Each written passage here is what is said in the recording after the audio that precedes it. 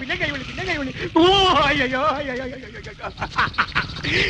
ഈ ബ്രൗസർക്ക് വാട്സപ്പിൽ പിള്ളേർക്കും ഒരു വഴിയില്ല. അയ്യോ എന്റെ കൈകൊള്ളി അയ്യോ പോലോടത്തൊക്കെ ഈ ചട്ടി ചോന്ന് കിടക്കണം.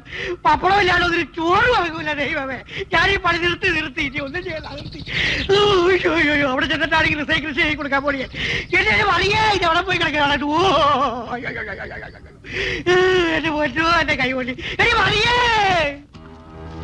ആ മാഡം, അവിടെയുള്ള സ്റ്റുഡൻസിനോട് നാളെ ഇവിടെ വന്ന് റിസർച്ച് ചെയ്യാൻ പറ. Okay sir. ഇന്ന് ഇവിടെ റിസർച്ച് ചെയ്തിട്ട് അടുത്തത് എവിടെയാണെന്ന് പിന്നെ തീരുമാനിക്കാം. Come on students come. നാളത്തെ പ്രോഗ്രാം എന്താണ് സർ? നാളത്തെ പ്രോഗ്രാമിന് മുമ്പ് ഇതുവരെ ചെയ്ത റിസർച്ചിന് നോട്ട്സ് പ്രിപ്പയർ ചെയ്യാൻ പറയൂ. It's very important. Okay sir.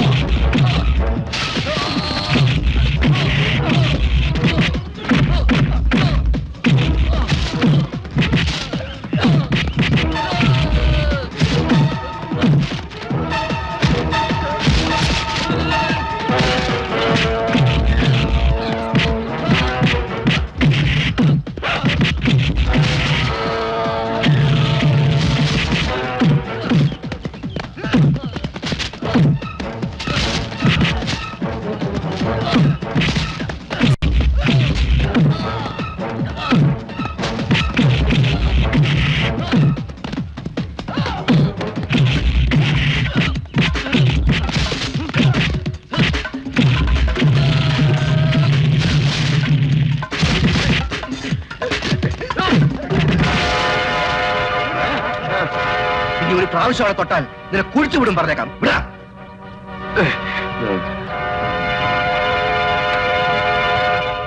Murali, രേഖയോട് നീ ഇതുപോലെ പെരുമാറിയത് വളരെ വളരെ തെറ്റ്.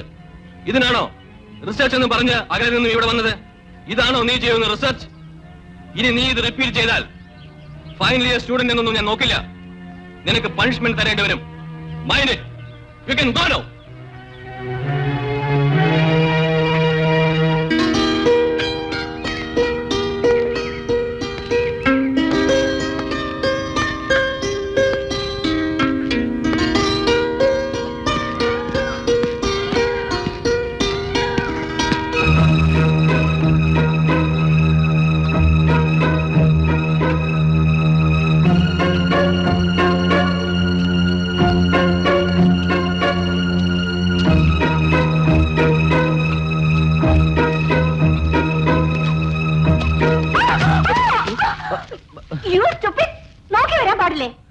സോറി മാഡം, ഞാൻ കണ്ടില്ലായിരുന്നു. It's all right. മാഡം ഒറ്റയ്ക്ക് വഴി പറഞ്ഞിട്ട് എന്ത് വേണം? ഇല്ല, ഒന്നുമില്ല. മാഡത്തിന് എന്തെങ്കിലും? ഞാൻ ഈ കാര്യം പ്രൊഫസറോട് പറയും.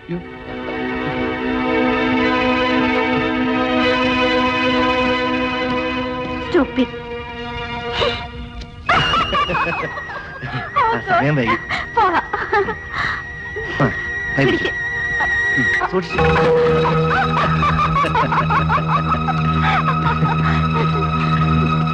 നമ്മൾ ഈ സ്ഥലത്ത് വന്നത് വളരെ നന്നായി.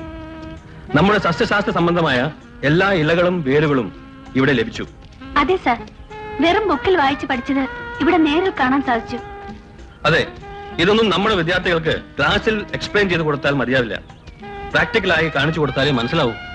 ഷുവർ, സാറ് പറഞ്ഞത് വളരെ ശരിയാണ്. ഇങ്ങനത്തെ ക്യാമ്പ് സംഘടിപ്പിക്കുന്നതുകൊണ്ടാണ് സ്റ്റുഡൻസിന് നോളജ് കൂടുതൽ ഇംപ്രൂവ് ആകുന്നത്.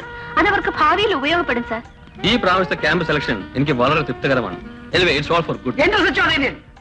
അറിയാം. നിന്റെ റിസർച്ചിനെ പറ്റിയൊക്കെ എനിക്ക് നന്നായി അറിയാം. നടക്ക്. ചീറ്റിപ്പോയി.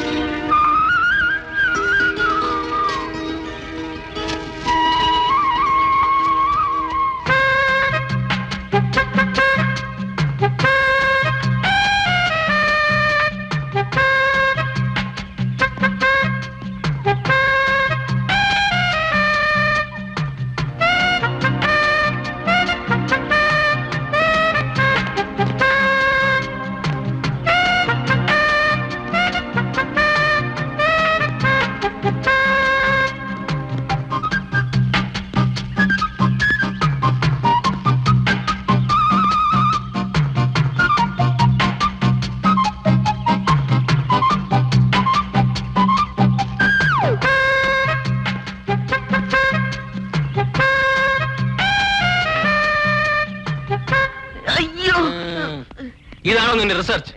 നടക്കടാ.